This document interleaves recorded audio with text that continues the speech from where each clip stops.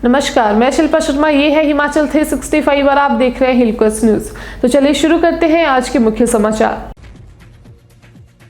सरकारी स्कूल देंगे NEET JEE coaching. Jairam सरकार 15 सितंबर से शुरू करेगी ये योजना। परमाणु में बनेगी प्रदेश की पहली पुष्प मंडी। प्रदेश भर में फूल उत्पादकों को मिलेगी सुविधा। अक्टूबर में होगा शुभारंभ।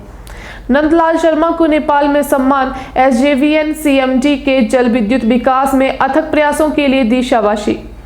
संत रामपाल के अवतरण दिवस पर जरूरतमंदों को बांटा राशन। प्रदेश में धूमधाम से मनाया 71वां जन्मदिन। डीसी कुल्लू को बनाया केयर टेकर। हाईकोर्ट ने गुरु ग्रंथ साहिब भूंतर की संपत्ति की सौंपी जिम्मेदारी।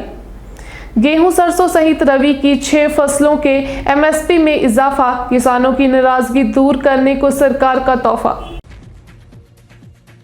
अब खबरें विस्तार से। सरकारी स्कूल देंगे नीट जेईई कोचिंग। जयराम सरकार 15 सितंबर से शुरू करेगी ये योजना।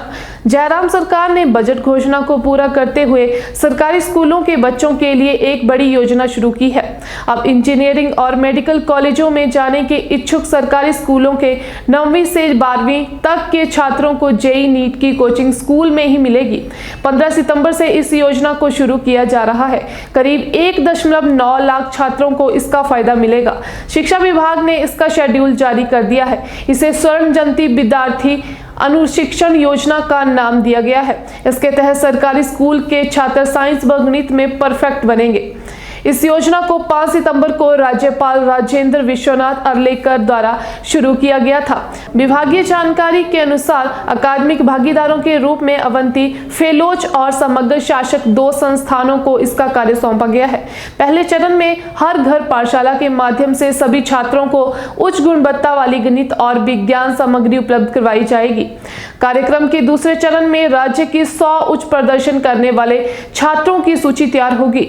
मेधावी छात्रों की पहचान करने के लिए एक गहन चयन परीक्षा आयोजित होगी।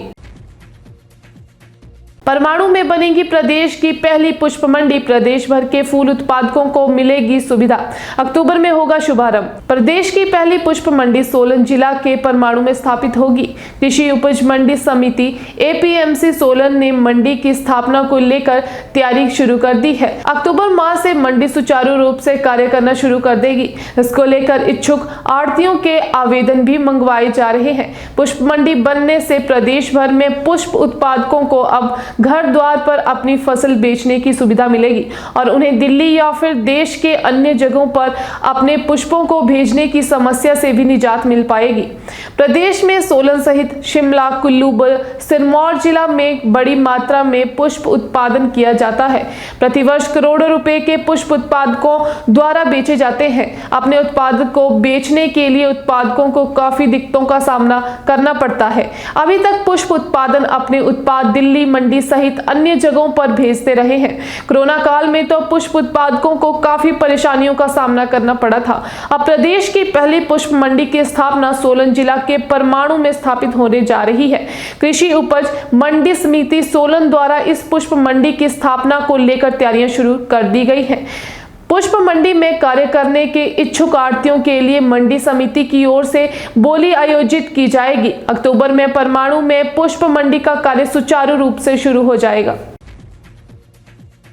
नंदलाल शर्मा को नेपाल में सम्मान। एसजेवीएन सीएमडी के जल विद्युत विकास में अथक प्रयासों के लिए दी शाबाशी। एसजेवीएन के सीएमडी नंदलाल शर्मा को नेपाल के प्रधानमंत्री शेर बहादुर देउचा ने नेपाल के निवेश बोर्ड की 10वीं वर्षगांठ के उपलक्ष्य में काठमांडू के सिंघा दरबार में आयोजित एक समारोह में सम्मानित किया।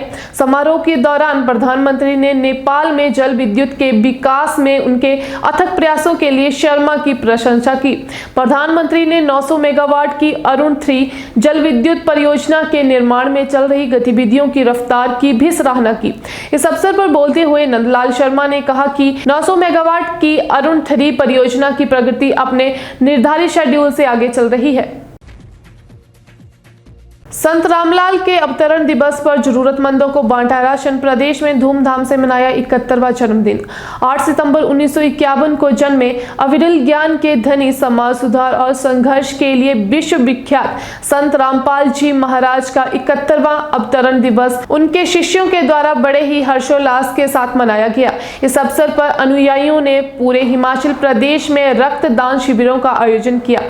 साथ ही जरूरतमंद लोगों को कंबल व राशन वितरण, अस्पताल व वृद्धाश्रम में फल वितरण, गरीब बच्चों की दहेज रहित शादियों का भी आयोजन किया गया। संत जी के अवतरण दिवस पर उनके आश्रम दिल्ली के संतलोक आश्रम मुंडका, हरियाणा के कुरुक्षेत्र, रोहतक, भिवानी और पंजाब के जिला संगरूर के धुरी आश्रम में संत गरीबदास की अमृतवाणी का 3 दिन अखंड पाठ किया गया। इसके साथ साथ पूरे देश में करोड़ों अनुयायियों और प्रदेश के लाखों अनुयायियों के घर पर संत रामपाल जी महाराज जी का सत्संग सुना और संत रामपाल जी महाराज जी का 71वां अवतरण दिवस हर्षोल्लास से मनाया गया। डीसी कुल्लू को बनाया केयरटेकर। हाई कोर्ट ने गुरु ग्रंथ साहिब भूंतर की संपत्ति की सौंपी जिम्मेदारी। गुरु ग्रंथ साहिब भूंतर कुल्लू के स्वामित्व वाली संपत्ति की रक्षा और सुरक्षा की दृष्टि से प्रदेश उच्च न्यायालय ने जिलाधीश कुल्लू को संपत्ति के केयरटेकर और रिसीवर के रूप में नियुक्त किया है। 2 दशक से अधिक पुरानी दीवानी अपील का निर्णय करते हुए कोर्ट ने संपत्ति के प्रबंधन पर अधिकार का दावा करने वाले पक्षकारों को 2 सप्ताह की अवधि के भीतर संबंधित संपत्ति को उपायुक्त कुल्लू को सौंपने के आदेश भी दिए। न्यायाधीश सुरेश्वर ठाकुर ने उपायुक्त को आदेश दिए कि वह सिख विद्वानों की सहायता से उस परिधि का उचित रखरखाव सुनिश्चित करे जिसमें पवित्र ग्रंथ स्थापित है। अदालत ने उपायुक्त को यह भी सुनिश्चित करने का निर्देश दिया कि सिख समर्पित धर्म पालन से विधि पूर्वक नियमित रूप से अनुष्ठान जारी रहे। इसके अलावा वे इनके नियमित अर्जित राजस्व का लेखा जोखा व दिए जाने वाले वेतन का पूरा हिसाब रखे। गेहूं, सरसों सहित रबी की 6 फसलों के एमएसपी में इजाफा, किसानों की नाराजगी दूर करने को सरकार का तोहफा। केंद्र सरकार ने बुधवार को मौजूदा फसल वर्ष के लिए गेहूं और सरसों सहित 6 रबी फसलों के लिए न्यूनतम समर्थक मूल्य एमएसपी के इजाफे का ऐलान किया। गेहूं की एमएसपी 40 रुपए प्रति क्विंटल बढ़ा दी गई है। इजाफे के बाद 2015 रुपए प्रति क्विंटल की न्यूनतम कीमत पर गेहूं की खरीद होगी। सरकार ने मसूर और सरसों के न्यूनतम समर्थक मूल्य में 400 रुपए प्रति क्विंटल का इजाफा किया है। चने के एमएसपी में 130 रुपए प्रति क्विंटल की बढ़ोतरी की गई है। जौ का एमएसपी 35 रुपए प्रति क्विंटल बढ़ाया गया है। मसूर की कीमत गत वर्ष के 5100 रुपए प्रति क्विंटल से बढ़ाकर 5500 रुपए प्रति क्विंटल और सरसों की कीमत 4650 रुपए से बढ़ाकर 5050 रुपए प्रति क्विंटल करने का निर्णय किया है। सूरजमुखी की कीमत गत वर्ष के 5327 रुपए से बढ़ाकर 5441 रुपए प्रति क्विंटल कर दी गई है। इसी तरह जौ की कीमत 1600 रुपए प्रति क्विंटल से बढ़ाकर 1635 रुपए प्रति क्विंटल कर दी गई है।